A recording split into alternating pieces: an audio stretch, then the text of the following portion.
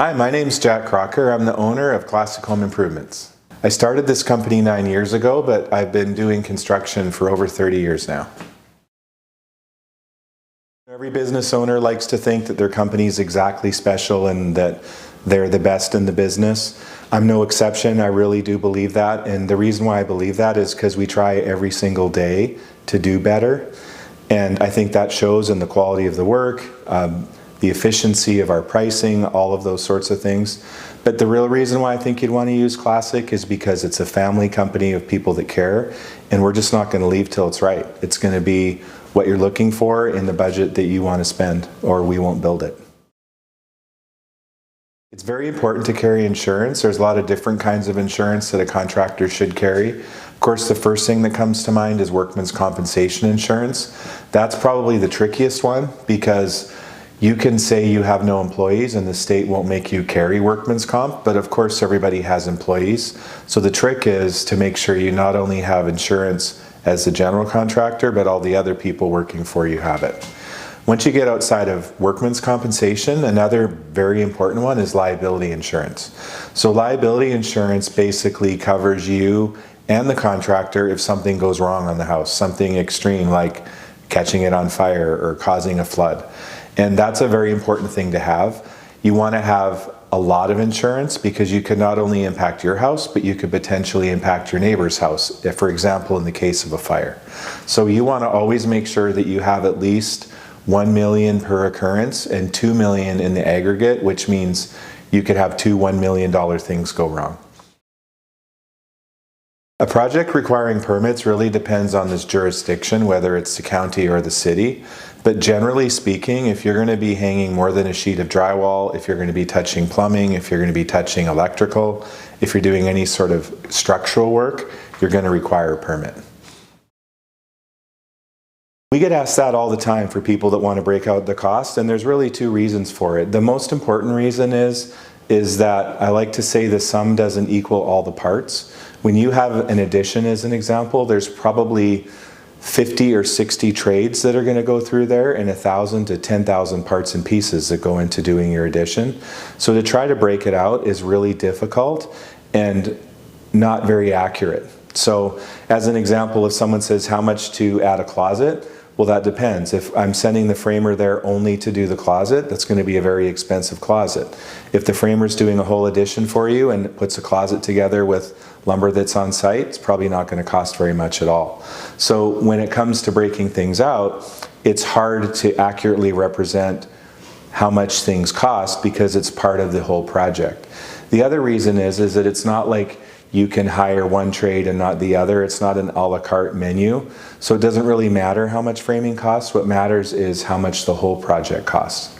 You know, people think that that means that they're losing control or that they're exposed to a lot of cost overruns, but it's actually exactly the opposite. If you're getting a price to do your bathroom, then that's the only price you can pay.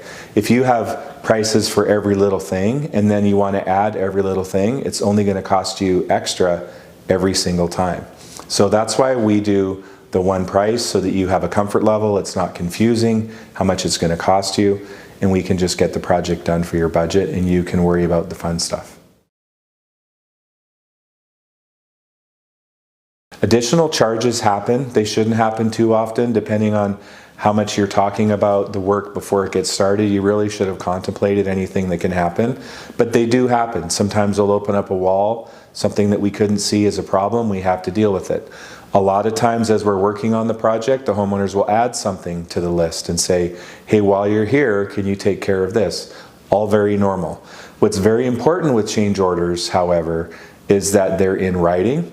Everybody agrees to what work is going to be done and how much it costs. And this is the important part, before the work starts. You can't and should never allow a project to have a bunch of odds and ends just adding up and wait for a bill at the end. You should always know how much it's going to be and everyone should agree to it before the work gets done. You absolutely can, but that's a scenario where you probably don't need a general contractor like me. A general contractor is not typically going to be able to work with your brother-in-law and you on the weekends and things for all kinds of reasons. One of them is scheduling, another one of them is safety. We talked about vetting and the importance of having quality contractors in there. If the guys aren't used to working within a system, then they can do more harm than good. And actually, demo as an example, believe it or not, is a science and a trade. If you over demo stuff, you're going to end up spending way more money than you would have saved, having to put back things that were damaged unnecessarily or over demoed or under demoed, those kinds of things. You do not. So one of the first things that we'll talk about when we begin your project is access and what your comfort level is with people being inside the home when you're not. Our only rules is if you have pets, they definitely need to be locked up. And if you have any minor children under 18, they can't be in the home unaccompanied. Other than that, we're going to work with you and your schedule and what makes you most comfortable. So they can be both. So trades can be your employees. They can be a guy that knows how to do plumbing that works for me as a general contractor. Sometimes for bigger projects, we're going to hire what's called subcontractors. Those are people that only know their one trade, like a plumber would be an example. And we would hire a plumbing subcontractor and they would come by and do the plumbing. What's very important for homeowners to understand is that those two are not interchangeable. So a general contractor can have their employees performing multiple tasks because we've been specially trained on how to work all the disciplines. Now, if you hire a plumber is only licensed to do plumbing. If he does your drywall for you, as an example, he's not licensed for that and you can get yourself in trouble. So we go through a pretty vigorous qualification process with subcontractors. In the state of California, everybody has to be licensed, either in their trade or as in a general contractor. So of course, the first thing is to check their license, make sure that they're licensed for what we want to hire them to do. But it goes a lot deeper than that. We check their references, we look at the quality of their work. We try them out on very small projects with a lot of supervision before we give them something more complicated to do. We double check their insurance to make sure that they have good coverage and don't have lawsuits. There's a lot of things that goes into finding a really good subcontractor. So subcontractors are covered by both. As a general contractor, I have liability and workman coverage that covers the whole project. So everybody's covered.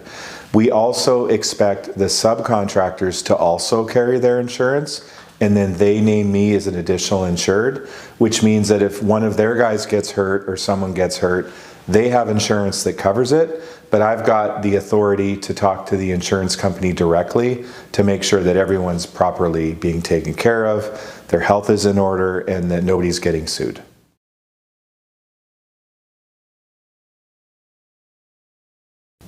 So depending on the size and the scope of your project, there's probably going to be multiple layers of management, or I should say at least there should be.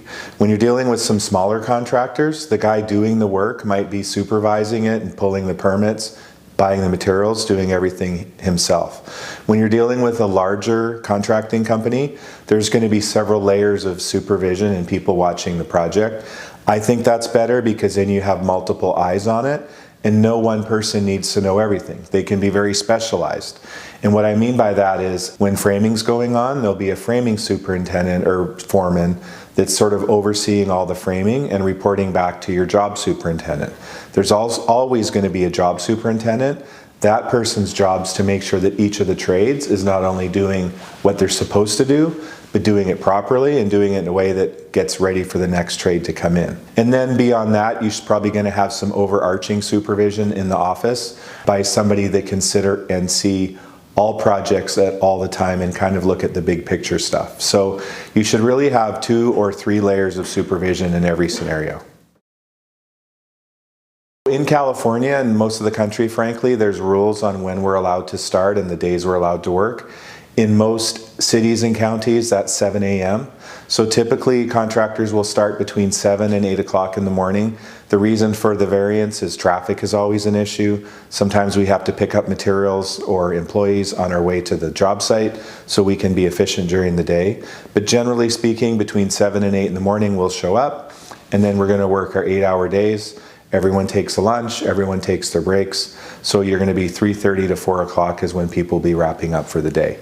Some communities will let us work on Saturdays. most. Some will let us work Sundays, some will not. So we have to follow the rules of the local community, but also we want to talk to the homeowners because sometimes they want a day with nobody in their house on the weekend just to get things done and enjoy a little bit of quiet.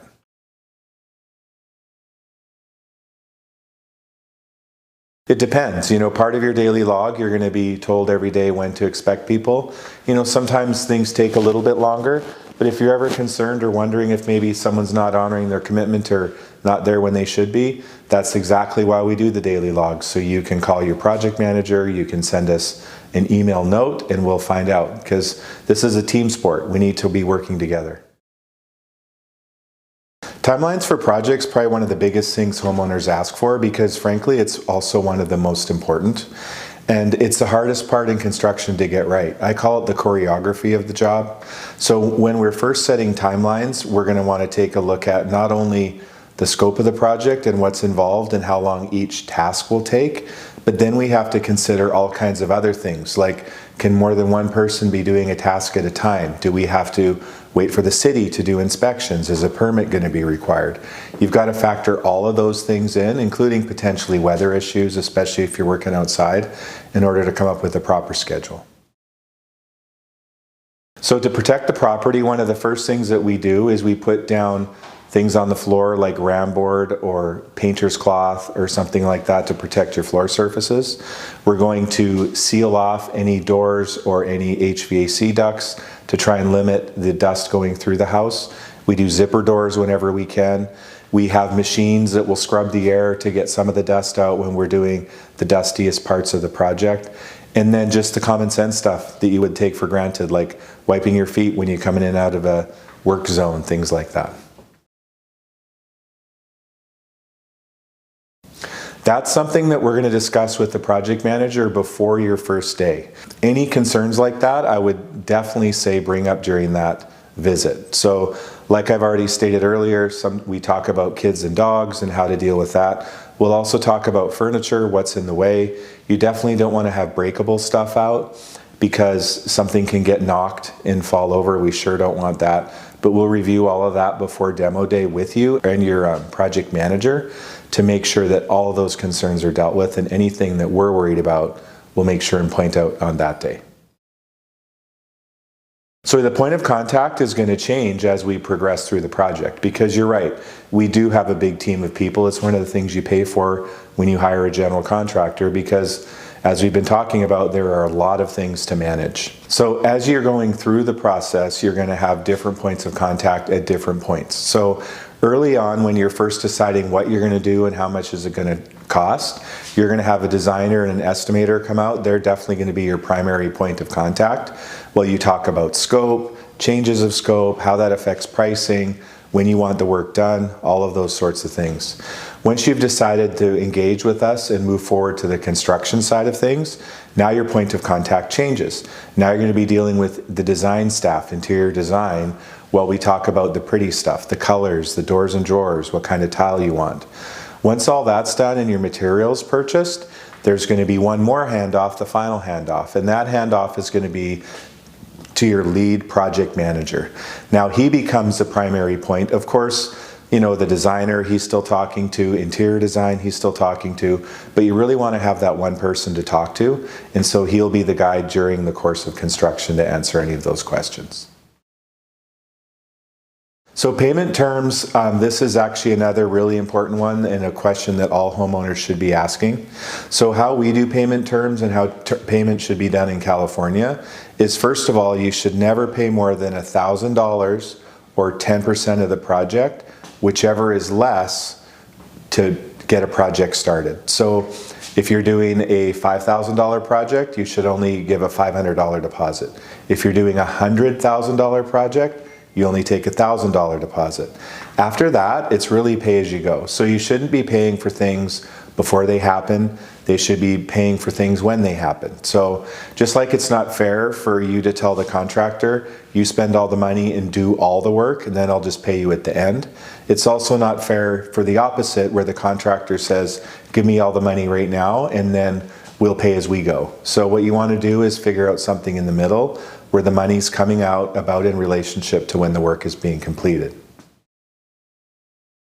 Yes, we do. So we offer two types of warranty, and in California public policy, which basically is the rules, say everybody gets a warranty no matter what. In California, you're entitled to a 1-year warranty for what I call drips and droops, little, a dripping faucet, things like that. You're entitled to a 10-year warranty for anything that's a latent defect, like a pipe that leaks, something like that in the wall that you can't see.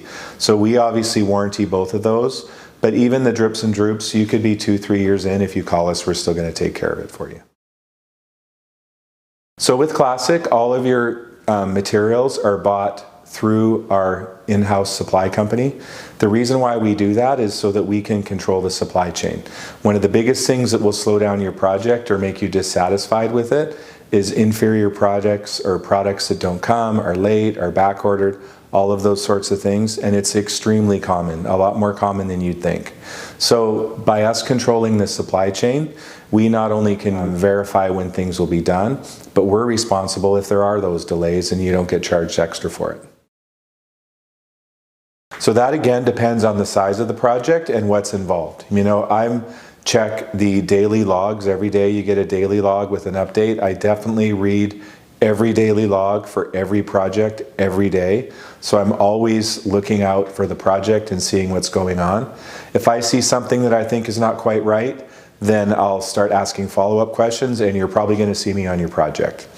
Outside of that, whenever I'm around town, if I have time, I love to just stop in unannounced. It does all kinds of things for all of us. It gives me a chance to see the homeowners. It gives me a chance to see the guys and maybe do some training. It also lets everybody know that people are watching all the time and to always be putting forth your best effort and be on your best behavior.